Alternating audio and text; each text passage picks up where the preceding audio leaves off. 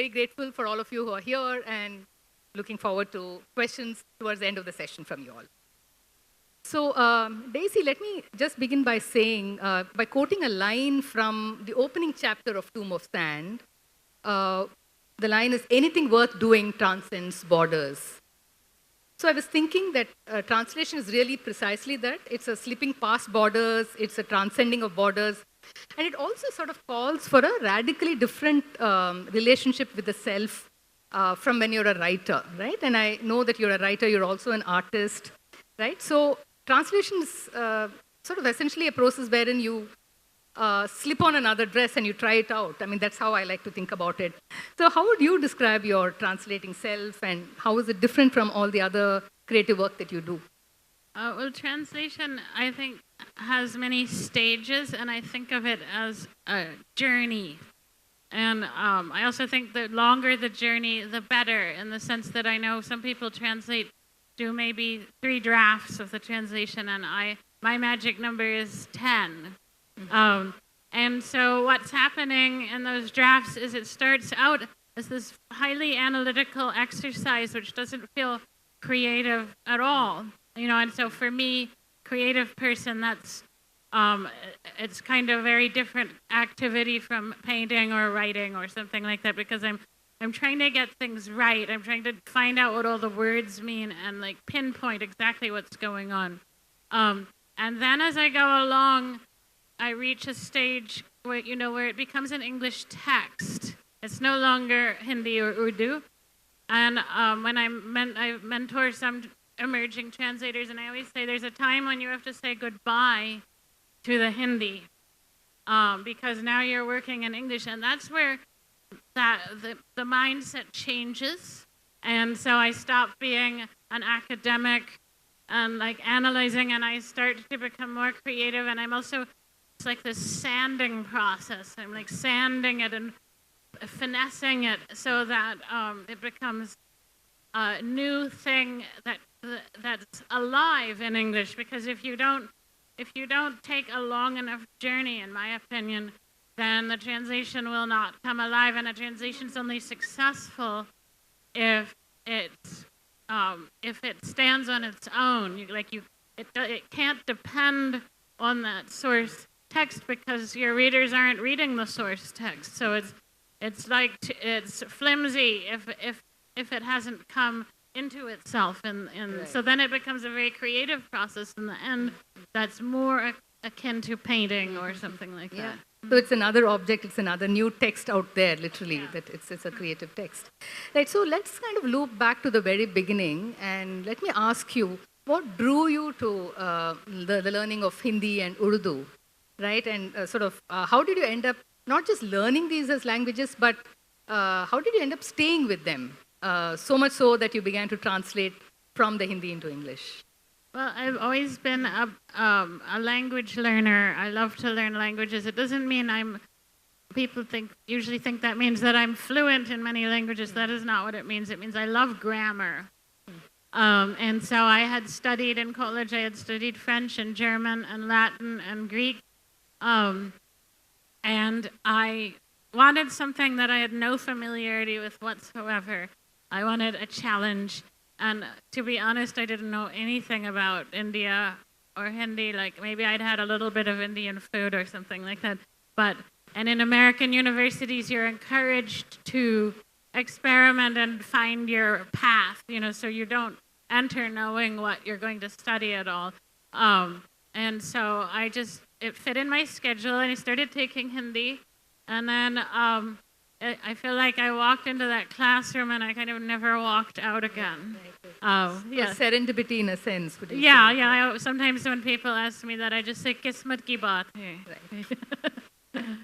So what brought you then to translating Geetanjali's work, Krishna Sobti's work, right? So very sort of driven by this idea that, these are texts you would like to see out there on the world map, and these are texts that you would like, for more people to read and access, right? Was there a certain urgency to this? Was there a missionary urgency to it, for instance? And were you also sort of trying to cut through this sort of insular English-speaking world, literary world in a sense, right?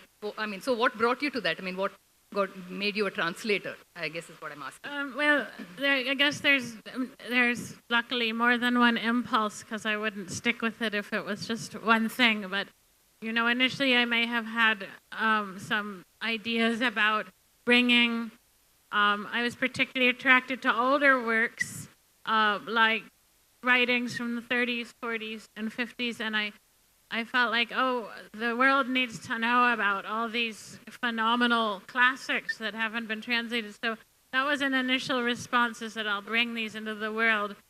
But then I also became really attached to the immersion into a text, because it's not like reading a book. And you can read a book and not notice hardly anything about it. But when you translate it, you pull the whole thing apart, basically. It's like unraveling, like a knitted sweater or something, and then you just sit and look at all the yarn and see if you can get it together again, or like a quilt, if you pull out all the seams and rearrange the pieces. And so it's the most intense form of immersion into a text, and to me, it's much more fulfilling than what is currently considered acceptable in an academic practice, where you're supposed to, if you write about literature, then you analyze it sort of like you're a scientist or something. But for me, this is the closest reading, to go inside of the text and completely pull it apart. And so for one thing, it has to be a book that I'm willing to read like at least 10 times. And there aren't that many books like that, to be honest. So it has to be a very intense, complicated work that I need to know better. And so that the translation it becomes a process of knowing the book as much as it is recreating it. I love the metaphor you used of the yarn and all the threads. And I was thinking that with Reth Samadhi, Tomb of Sand, there are just so many, there's just so much thread, there's just so much yarn with that, right? Firstly, it's not a linear narrative. It's also, tonally, there's so much variation. Also in terms of, there is some poetry there. The sentences themselves, I'm told, run to several pages. So it's a very difficult text also in some ways, but therefore fascinating. So how did you, you're clearly a person who likes a challenge, right? And so to sort of, it's actually a very difficult text even to interpret, even when I'm reading it in the translated form, as I just did. I'm still thinking about things that I just didn't quite understand. I want to revisit it. But as a translator, how did you deal with parts of the text that were perhaps elusive, and you weren't quite able to say, okay, this is how it goes into this sweater, this is the sweater, right? I've taken the yarn apart, but this is where it, a little bit like a puzzle. Okay, just excuse me, please, because translators love metaphors. So I'm once you give me permission, then I'll just keep running with it. Okay, so Tomb of Sand is like where you think, oh, I'll unravel this sweater, and then I'll make, maybe it's it had some holes or something. So I'm going to unravel it, I'm going to re-knit it into maybe a different sweater, or this yarn, but I don't, So you think, okay, it's going to obviously map, one sweater to another sweater or something. So Tomb of Sand is you unravel it, and then you start putting it together, and it refuses to be a sweater anymore. And it becomes an enormous blanket or something like that. As many people know, I somehow doubled the length of the book.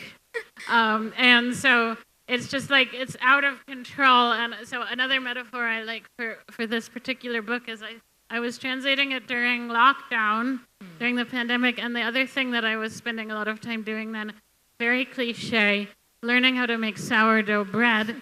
And so I feel like my sourdough starter got somehow into the book, and it just started to expand and expand and expand.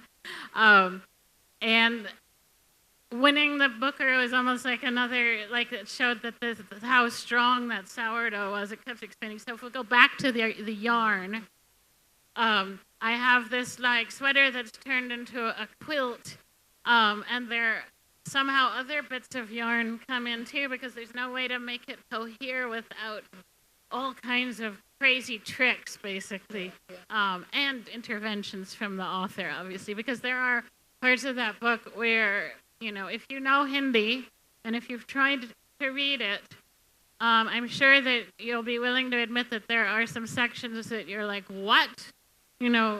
Like she is an iconoclast and she is always breaking stuff. She breaks narrative. She breaks all of the conventions of storytelling.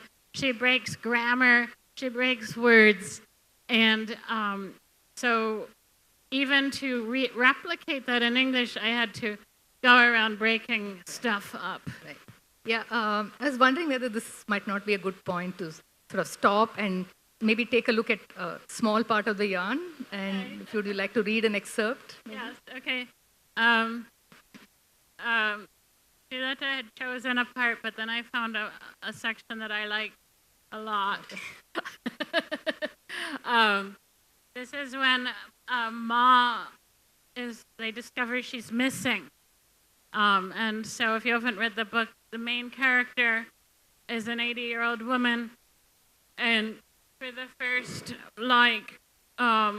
almost 200 pages, she's lying in bed and she won't get up, which frustrates a lot of readers. They feel like there's no plot in this book, and they wouldn't be wrong, but eventually there is a plot, and it kind of speeds up more and more and more. But this is the point where she suddenly has gotten up, and the funny part is no one sees her get up. She's been lying in bed for months, and suddenly she's gone, and so they don't know how to process that, and so they're trying to find her in her bed, right? They think she must be there because how could she have walked out of the house? So I'm going to read this section. There are umpteen methods for searching for a missing object in a quilt. One searches for a missing person in much the same way. One method is to tap the quilt, twist it like it's dough that's been kneaded, then pat it gently. Here's another. You think this isn't dough, it's a tent, and you raise and lower the corners furiously and run your hand around inside, trying to grab the missing object or person, and when you don't feel anything, you yourself race in behind your hand, squeezing yourself in this way and sticking your head out that way, and you blink, wide-eyed, as though emerging from underwater, panting, and your eyes flare and contract like a pair of nostrils.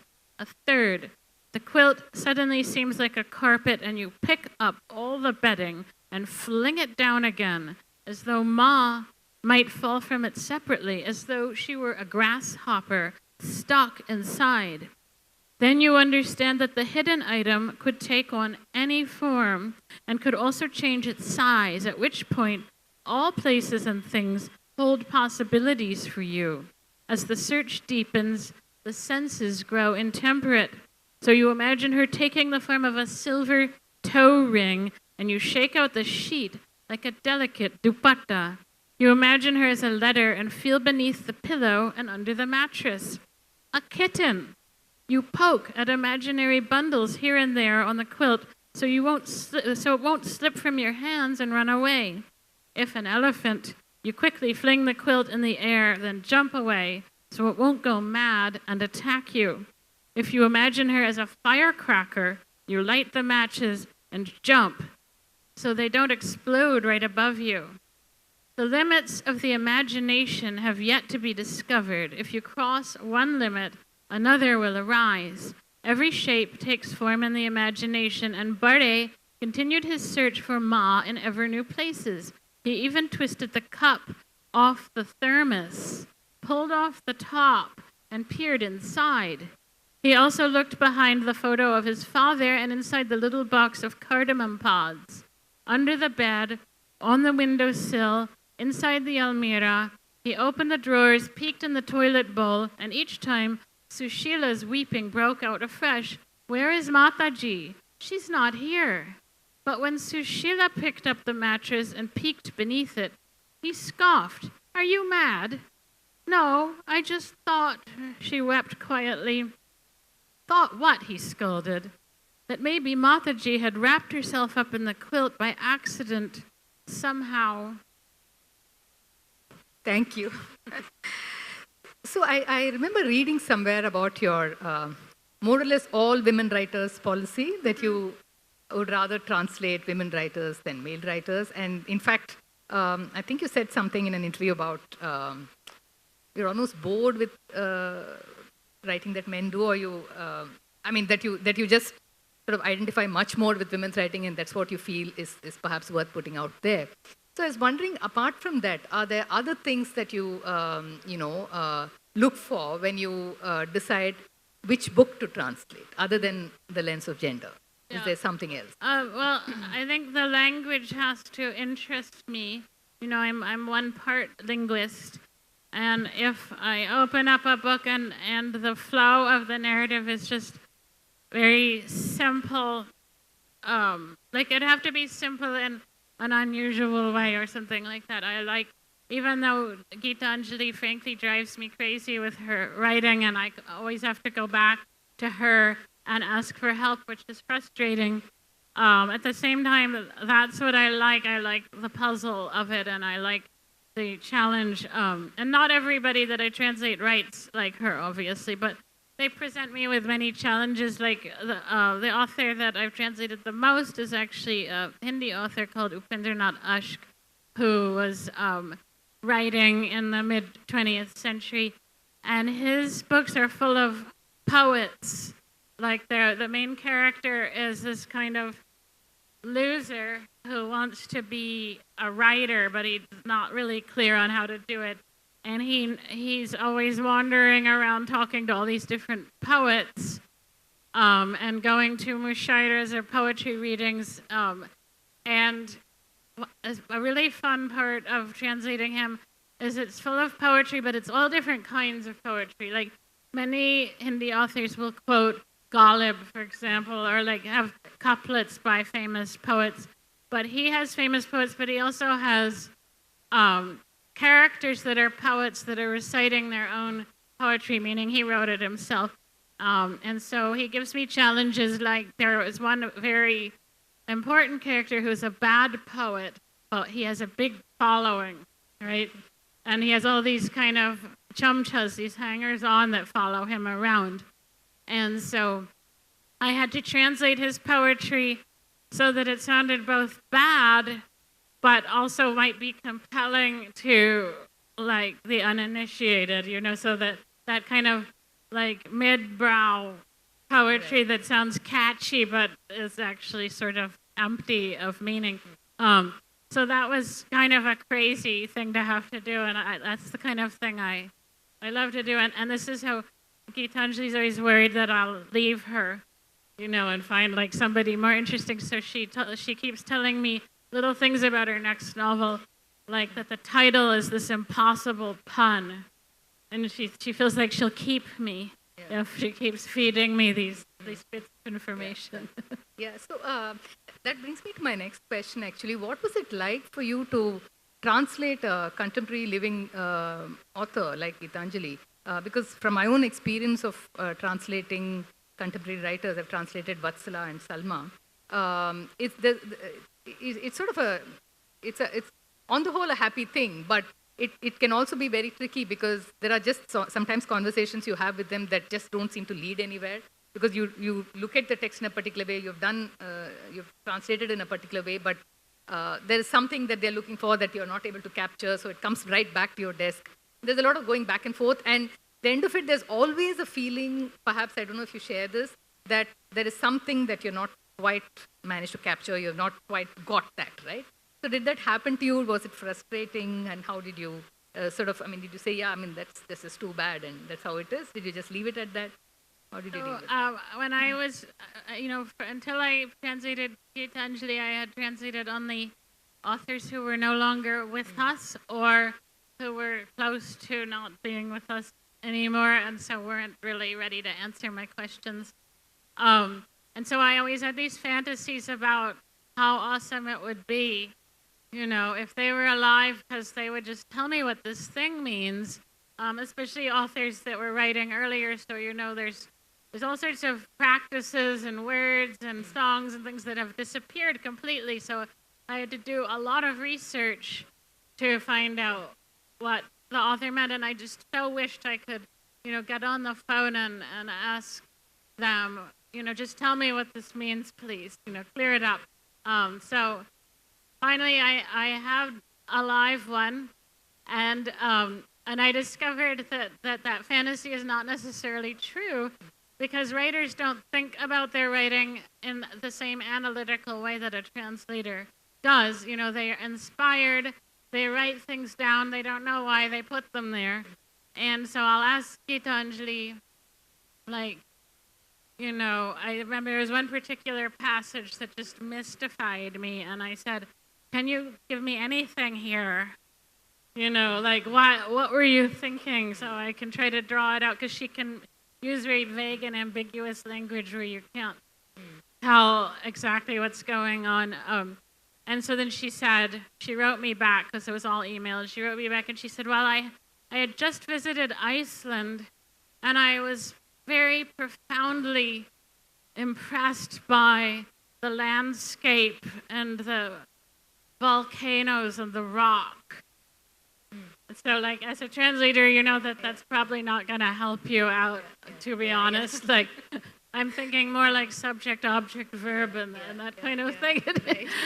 So it's not that easy. And then, of course, on top of that, her English is beautiful.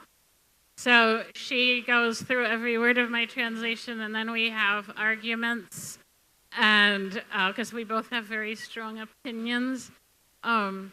And it's an ongoing process, to the point that even now she'll text me, I'll wake up early in the morning because I'm in a different time zone, and I'll get a text, and she'll say, I was just looking at this part on page 453, and I felt like you could have changed this word.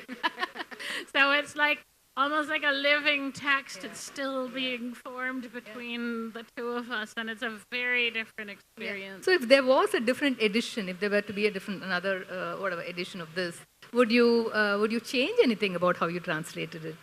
No. Okay, all right. She only gets PDFs now.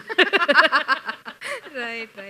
All right. Okay, so maybe we can talk a little bit about the process. I mean, I'm sure there are people in this audience who might want to translate, or who are translators themselves, and might actually just be helpful. But if you can tell us a little bit about, for instance, just the nitty-gritty, right? I know that you took a fairly unusual approach to kinship terms and things like that. That also you did stuff around, you worked at the level of sound. I mean, I think you said somewhere that for Geetanjali, I think it was in your translator's note, that for Geetanjali, Dhwani was actually more important than dictionary meaning, right? So there was that, and I found that very interesting. And of course, there is a lot of wordplay in the original and in how you have done it. I mean, you sort of really play along, and there is that excerpt, no, I will not, no, new, ma, mules, and so on. There's a long paragraph there. So if you can sort of, say, if you were to bring out a manual of how do you translate a literary text, right? And maybe just highlight 4 or 5 points from there. Would you be able to do that for us? You mean detailed, what are your mantras? little tips, not these big ideas that I've been floating around? Okay. Kinship terms. I mean, you could give me a 2-hour session, and I could talk about kinship terms. But I'll try to.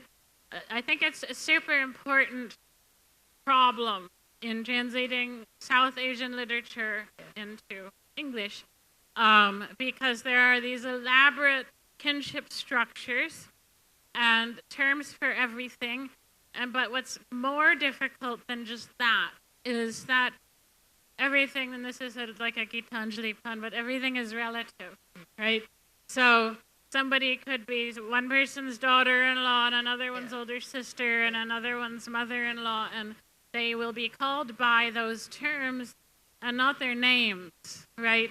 Or somebody's talking about them, and they won't just, if it's an American book, everyone will call them Susie or Mom, or something like that. But you're talking about your daughter-in-law, you call them the daughter-in-law, the bahu, or something like that. So if you just kept, so there are many choices there. You could just keep all the terms in English, just keep all the Hindi terms. That's like option one. Don't translate any of them and like make a huge glossary or a chart or something.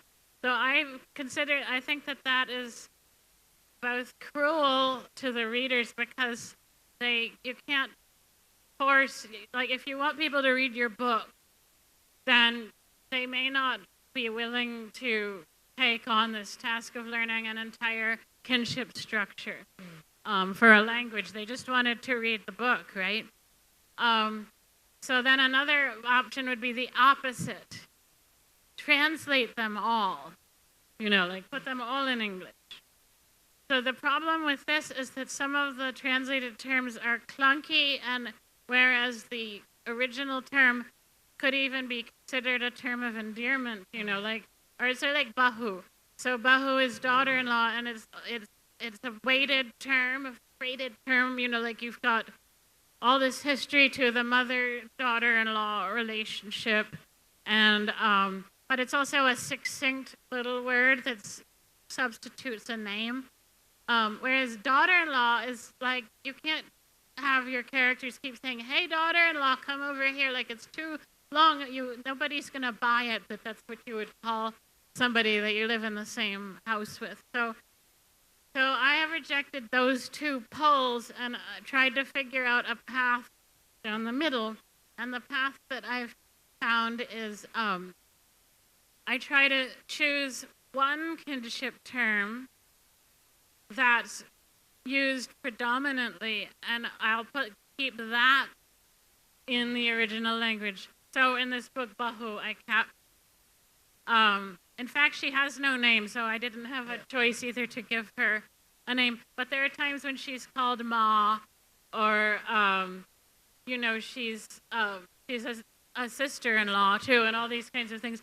So, but I translate those when somebody's calling her mom or something, because her kid's also very English-speaking type of people. So I translate this. So I translate all the other ones, but I keep Bahu. So obviously her husband doesn't call her Bahu, but I don't think he calls her anything, actually. So, because they just bicker constantly. Which is interesting in itself, I think. And then I keep like Ma, and I had Bade, and so I make them like, basically what I'm doing is I'm turning them into names that you'll remember. The big problem is that with Beti, American readers think her name is Betty. So that was I hadn't anticipated that. Right. Of all the work that you've translated Krishna Sobti, you've translated Geetanjali, Shree, and the whole, Bhisham, Sahni, and so on. Right? Do you have a favorite book, something that feels to you like a favorite child? And I know that, like Geetanjali, you also feel a connection to Krishna Sobti, right? So there is that. Tell us a little bit about that.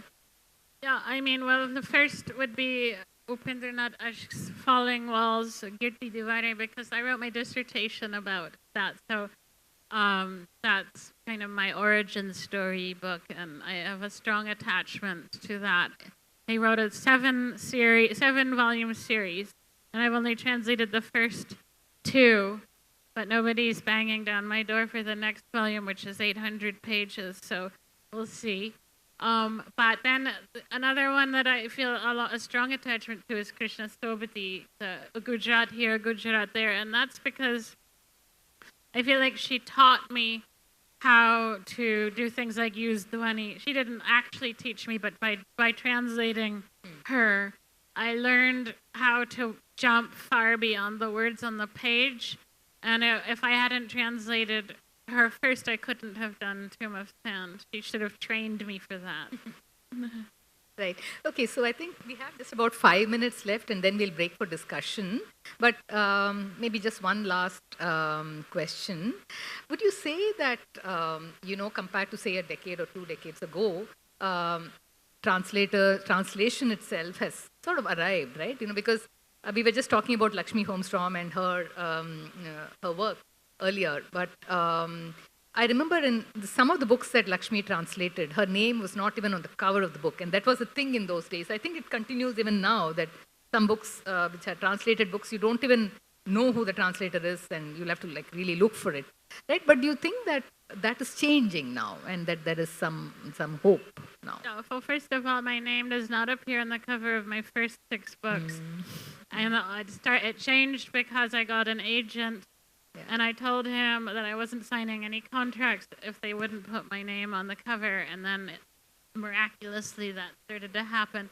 But there's also simultaneously been an advocacy movement to put translators' names on covers, and the reason is not just that people hate translators, but there's for a long time, and these things change, these are trends, but for a long time the trend was that translators should be invisible, and that a good translation is one where you don't even feel like anybody translated it, like you feel like it was written in the language you're reading it. And publishers also felt that readers were scared of translations, that they consider them hard, so they don't want them to know it's a translation, so they even hide the translator's name. But that's changing now, and I think translators are becoming less invisible, and I think that's great, because if you say, oh, well, this is a great translation because you have no sense of the translator, that's just an illusion, because the translator wrote every word in the book, literally every word they wrote in the book. And they have only succeeded in fooling you into thinking that they're not there, but they are, in fact, there. They wrote the book. Yeah. I think there's something about translators themselves internalizing that idea of their own invisibility. I think certainly true of a generation ago of translators, I think. Right, so maybe we can close with the reading. We do have 5 minutes, and then we'll break for questions. Would you like to read another?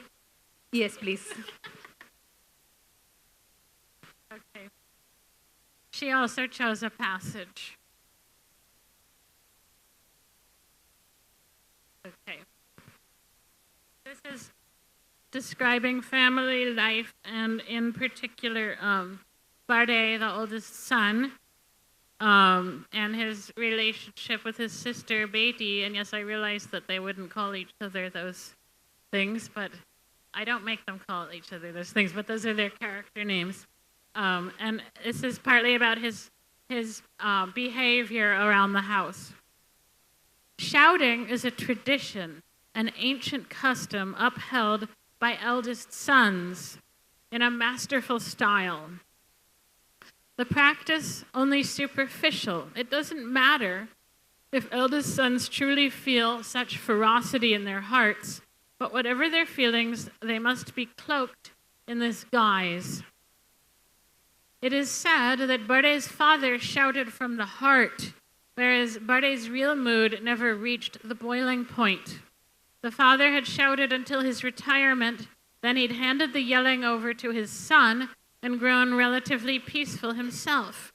Barde had wrapped himself in the majesty of even louder yelling, and he'd begun to glitter and glow. Now in just a few months, he too would retire to ample leisure, and the yelling would fall to Sid. But for now, he still raged. Yet Barde was not shouting at his sister. He wasn't even speaking to her. He shouted because his pajama had got wet. He hadn't wetted himself. It was the chrysanthemums. They'd jumped out at him. On seeing a bowl of matar paneer in the hands of the maid, Barde saw it, that is, not the chrysanthemums. No, not that. What happened was, he jerked his head, so the hose he was using to water the chrysanthemums wiggled, and then the chrysanthemums jumped, and the stream of water hit his pajama. At this he jumped, and he yelled at top volume, "Not that!" And he went inside shouting, leaving the hose still flowing. Must she kill us by feeding us leftover vegetable dishes? Ma'am Sab said to serve it, replied the maid absently, bored of these real or feigned set-tos between husband and wife. Also, his sister had arrived. Make something fresh. You can't serve them rotten food. Don't even give it to a beggar. He'd die and he'd go mad. Well, you are the limit. Mem Sab, a.k.a. his wife, a.k.a. the sister-in-law, a.k.a. the daughter-in-law, so we'll call her Bahu. I wrote that sentence, actually. That wasn't in the original. Confronted him angrily, because that's her first appearance. Baya is coming this evening. You were saying last night there's just a little left. Serve it to him for dinner. Now it's turned to poison, And she flared up in English, "Stop undermining me in front of the servants. That's why they don't listen to me, and it does you no credit either." "Throw it away," he glared at the maid, who stood with the bowl by the fridge, still as a statue. "I've tasted it. It's first class. She's also brought friends. There are 2 of them. I'm putting it with the rest of the food so we don't fall short." The wife glowered at the husband, either to make peace in front of everyone or to indirectly inform her sister-in-law. "Serve whatever's fresh, whether it's too little or too much. If you can't make anything else," Bade snapped at the maid. "Get rid of this." "Put it back," spluttered his wife. "I'll eat it." "Put it back for her. No one else is going to eat it. If I die, you can say he killed me." When was this shouting and glowering mere banter? When childish wrangling? When joking? When irritation? And when was it simply something to do? The maid was never sure. Thank you. Thank you so much. I think we can now throw the floor open for questions. We have 10 or 15 minutes, I think. Right?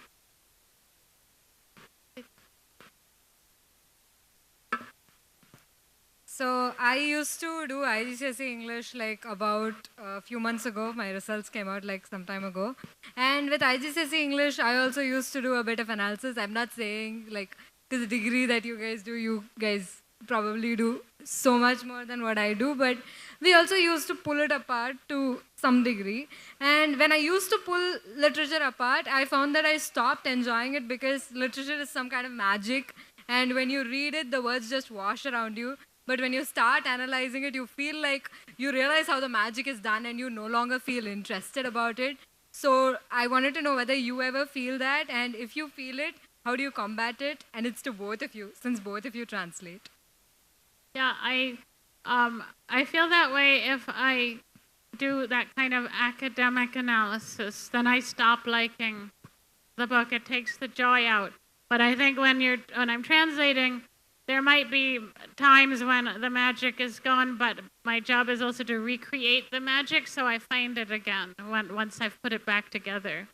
Yeah, to sort of answer your question, I think when I first started translating, and I sort of got into it by accident, serendipity actually, oftentimes I would feel a little resentful because there was time when I just wanted to sit down and do like my writing, what I thought of as my writing, and not translation. But I think over a period of time, my relationship with this, whatever the original text or whatever you call it, has changed, because I have firstly also understood how much value it brings to my own relationship with my own writing, and how it enriches it. It really does. And again, I can't price that apart for you and say this is how it helped. These were the tools I acquired. But I think there is something to be said about engaging deeply with another text, like she said, like really getting into it. And also hearing another language in your head that is not English or your primary language in which you write. And that there is an influence, there's a cross-influence there that definitely happens. So I think we can't actually, so I think it's, that's the answer. Yes. I just feel like sometimes the role of the translator is necessarily involves changing audiences, and especially in the role of a translator to English, externalizing the audience away from where the text is. Are you ever afraid that you're converting the work into some kind of a show, and how do you deal with that fear, if so? Yeah, I think audience is a super important question, and something I like about translation, just in general, even as a reader, is that you're reading something that wasn't intended for you, and so it's almost like eavesdropping, but not in a bad way, because presumably everyone's given their permission for it to be heard. But it's it really mind expanding to read things that weren't meant for you. And English is a special problem because of it being a global language. And so when you're translating English and you're thinking of a readership that's really vast, and necessarily, even though, in sheer numbers, like Hindi readers or Tamil readers could be lots and lots of people, they still live in a much smaller space and it's kind of a closed circuit in a way, whereas English is this worldwide thing. So as a translator, I'm always trying to think of how can I bring this to as many people as possible without, I hate using the word loss, so I don't think it's not so much losing things, but changing it in such a way that it is no longer what it once was to this contained group of people. And that's why I do a lot of like inline glossing, where I will keep the original word, but also put the English meaning just right there with it, so that both the person with familiarity and the person with no familiarity can get something out of the translation. Needless to say, Srilata ma'am's been one of my most fangirl moment teachers, and a couple of us are here for you if you could stand up. Anyway. So I have two questions for you, Ms. Daisy, and one of them is, hailing from a majorly English-speaking demographic, how long did it take you to understand, to get into Hindi, to really feel the pulse of the language, to translate it? And secondly, like the last bit you read where you said you tweaked some of the lines that Geetanjali Shree had originally written, where do you decide, or how do you decide how much to cater to the author's requirements, and where to add in a little bit of the twist to make it, I don't know, more fun or magical? Okay. Yeah. So the first question is, how long did it take for me to feel comfortable in the language? Really long. I guess this is part of me liking challenges. I would say even though people who speak Hindi think it's the easiest language in the world because it's like everybody knows Hindi, right? Like even, the sabzi wala knows Hindi or something like that. So nobody can understand why it would be so hard, but it took me like probably 10 years to just understand what people are saying, to watch a movie, to say what I needed to say to people. And that was a very intense immersion. I pushed myself extremely hard, and I memorized a lot of vocabulary and things like that. So it was 10 very difficult and long years. And then, so you were asking, when do I decide to do what Geetanjali says, and when do I decide to go my own way? Yeah. So it's kind of a tug of war. And I think what I try to assess is, did I do it wrong? Like, is this simply not what she meant, right? Like I misunderstood the meaning of a word, or like Hindi sentences can be very ambiguous, and I'm sure it's the same with Tamil, where you don't need to put the subject in, so you can't tell if it's he, she, or it, some of the time, so I might have gotten it confused. So like if I decide I was wrong, then I change it. But when it's a matter of style, then generally I don't, because when I talked about the journey of translation, then point A is Geetanjali's Great Samadhi, and point B is Daisy's Tomb of Sand. And in the end, this text becomes mine. And she sees it that way, too, that this is my text, even if she has trouble letting go of it. So that's kind of how I separate out when to take her advice and when not. And that's why I say only give her a PDF at the end, because by then I've established that it's all correct. I recently started reading translated works, so I'm a little bit of a novice with respect to the frameworks. So I had a couple of questions. The first question is, I think, more around the responsibility as a translator, because you operate in this in this intersection between your own style, your own language, the author's style and their language, the audience, and I think it's about 3 or 4 other factors like this. So, and the audience as well, right? So I think I just want to understand how you navigate that responsibility that you have, where you take a work of art and you extend that out to a much larger audience than the original reception, essentially. Mm-hmm. The second question is more in terms of the role that just knowing the author and the comfort that you have with the author plays in terms of the translation process. and how that kind of lends itself to the writing and the way you navigate the space. Mm-hmm. So yeah. Yeah, so wait, so what was the first one again was about? Sorry, I just First lost. one is about responsibility as a translator. Yeah, it is a big responsibility, and there are a lot of factors which I haven't even brought up, but this gives me an opening. When we talk about English being a global language, it's also a hegemonic language that has, a particular place in Indian society in terms of colonialism. It has been, a language of violence and so on. So I think of it, another metaphor, as, when big agricultural companies come in and they convince everyone to plant the same crops, like everything will be corn, everything will be soy, and it sort of ruins the local agriculture, but also even the soil, right? So English can be that thing. It can be this monocrop that just wipes everything out. And so I feel as a translator, my job is to not be the monocrop, but to bring diversity into the soil of English. And so that's why I'm bringing words and I'm stretching English as much as I can to create spaces for different types of English. At the same time as I'm not Indian, so I'm not writing in Indian English, technically speaking, but I still try to bring in the flavor a little bit. What was the second one? Sorry. Oh, yeah, knowing the author, like I covered that a little bit, but it's complicated, because if you don't know the author, you just do your own thing. But the author, I don't just imagine what she thinks; she's actually telling me. So yeah, we have one more. Hi, I was curious if you're reading the translation of a text for which you've read the original.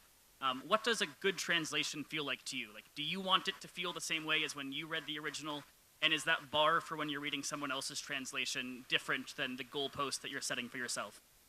Well, I think here the metaphor we want is music.